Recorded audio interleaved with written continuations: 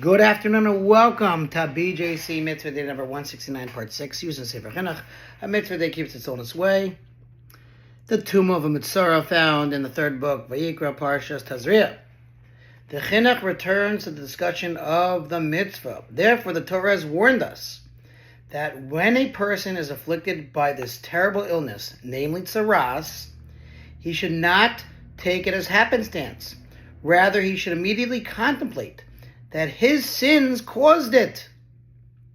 And he should distance himself from the company of other people like a person who is distanced from society on account of his evil deeds, and should attach himself to the atoner, i.e. the Kohen, who heals the wound of sin, and show the Kohen his tsaras blemish. Through the Kohen's advice and guiding words, along with the metzora's own examination of his deeds, the tsaras blemish will be removed from him. For the Almighty, blessed is He, who supervises him constantly, will see his process of repentance and will heal him.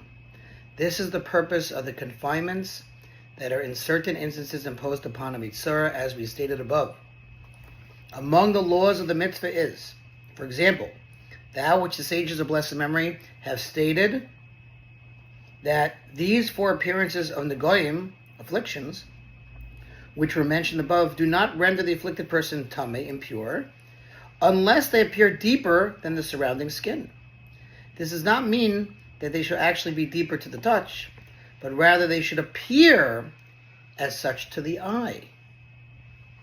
But rather, who said that?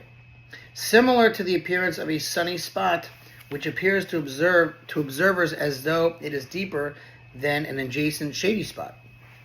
The Chinuch discusses the minimum measure of a tsaras blemish.